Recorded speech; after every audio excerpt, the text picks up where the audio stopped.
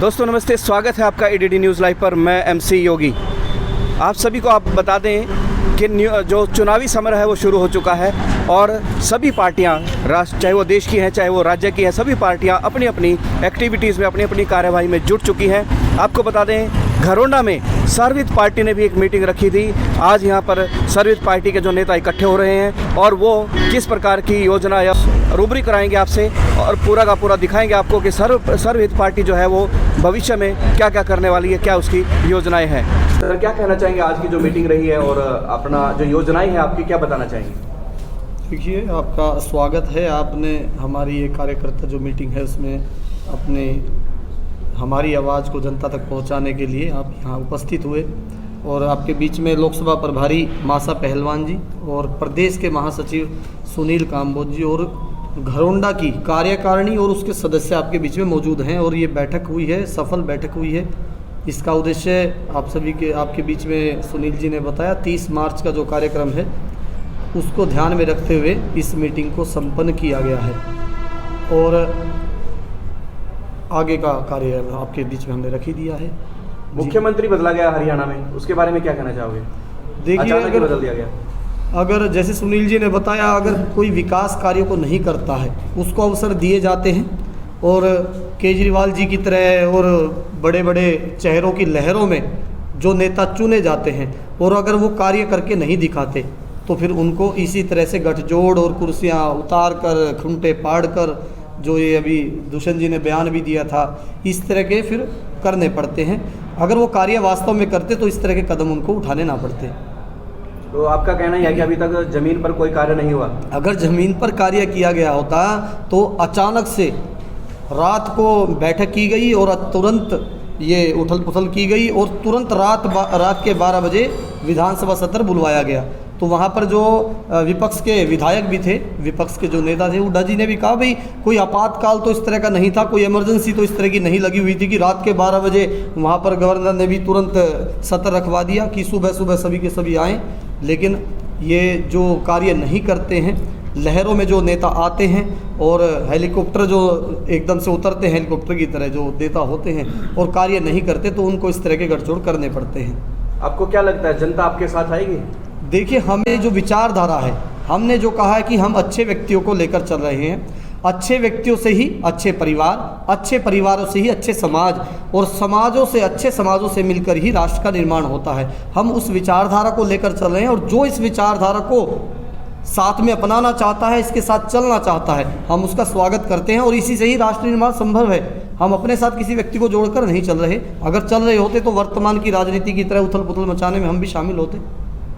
अभी एक मामला आया है एक इलेक्टोरल बॉन्ड का जी, उसके बारे में क्या कहना चाहेंगे? देखिए, इस इलेक्टोरल बॉन्ड ने तो स्पष्ट कर दिया है कि जैसे जनता के बीच में एक बात प्रचलित थी कि ये काफ़ी लोग ब्रह्मचारी हैं जिन्होंने विवाह नहीं किए हुए, वो क्या साथ में लेके जाएंगे। लेकिन 167 इलेक्टोरल बॉन्ड, जिसकी एक इलेक्टोरल बॉन्ड की कीमत है 10 लाख तक की कीमत है, 167 इलेक्टोरल बॉन्ड जो कैश नहीं किए गए वो उनके खाते में, पर्सनल खाते में डाले गए हैं, जिनका देश में प्रचलित है कि वो अपना क्या करेंगे, अपने अकाउंट में क्या करेंगे। लेकिन दुर्भाग्य है इस देश का कि मीडिया ने तनिक भी उनका नाम मीडिया में, अखबारों में नहीं आने दिया।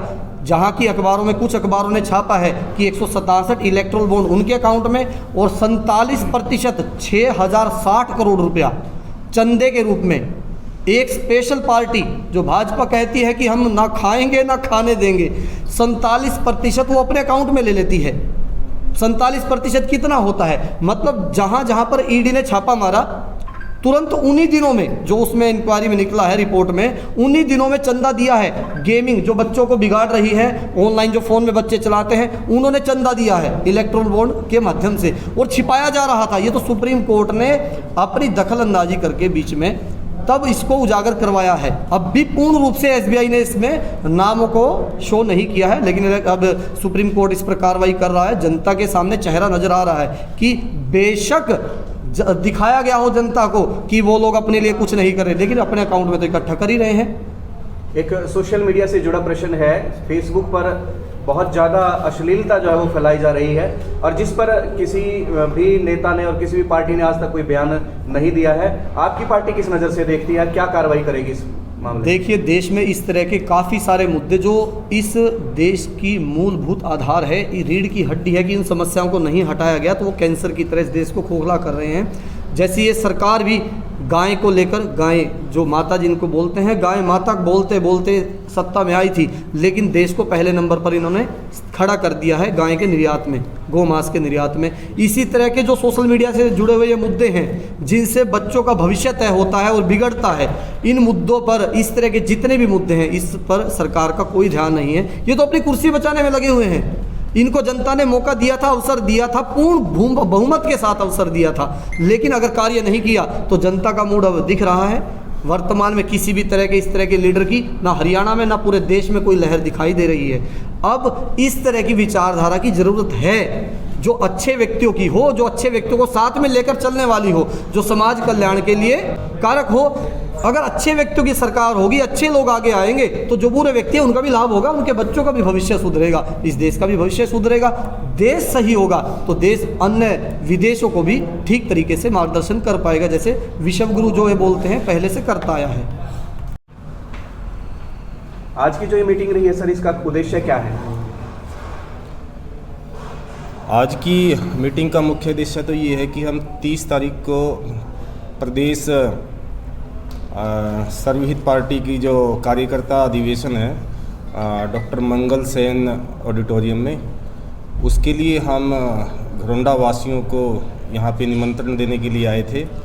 और साथ में जो हमारी देश की सामाजिक व्यवस्थाएं हैं, जो आर्थिक व्यवस्थाएं हैं, और उनके बारे में लोगों को थोड़ा जागरूक किया कि जो सर्वहित पार्टी का मुख्य उद्देश्य है इन व्यवस्थाओं को ठीक करना है। बेसिकली जब तक आप राजनीतिक व्यवस्थाओं के माध्यम से शैक्षणिक व्यवस्थाएं, आर्थिक व्यवस्थाएं और सामाजिक व्यवस्थाएं नहीं ठीक कर पाओगे, तब तक इस देश का जो हम कहते हैं भैया कहना चाहिए जो ये घरोंडा विधानसभा है और आपको लोकसभा प्रभारी बनाया गया, आप क्या कहना चाहेंगे इस बारे में? नमस्ते जी। देखो, आज एक घरोंडा विधानसभा की एक मीटिंग तय की थी और वो बड़ी सक्सेसफुल रही। सारे युवाओं में बड़ा उत्साह रहा और आने वाली 30 तारीख को जो मंगल सेन और डॉक्टर मंगल सेन ऑडिटोरियम में जो करनाल प्रदेश स्तरीय जो मीटिंग रहेगी, उसमें जितने सवाल आपने पूछे हैं किसके साथ जाना ना जाना, वो शीर्ष नेतृत्व के हाथ में रहेगा। तो जैसा उनका निर्देश रहेगा वैसा आपा करेंगे। लेकिन मैं इतना कह देना चाहता हूँ कि यहाँ आया हुआ एक एक व्यक्ति इस मीटिंग में घरोंडे हल्के के बहुत सारे गांव से एक एक दो दो आदमी बुलाया था। भीड़ इकट्ठी करनी होती तो पता नहीं कहाँ कर लेते, लेकिन जो समर्पित है राष्ट्र के लिए या पार्टी के लिए, संगठन के लिए, वही सदस्य क्रांतिकारी कार्यकर्ता यहाँ आज पहुँचे हैं। मैं उनका तहे दिल से बड़ा धन्यवाद करता हूँ।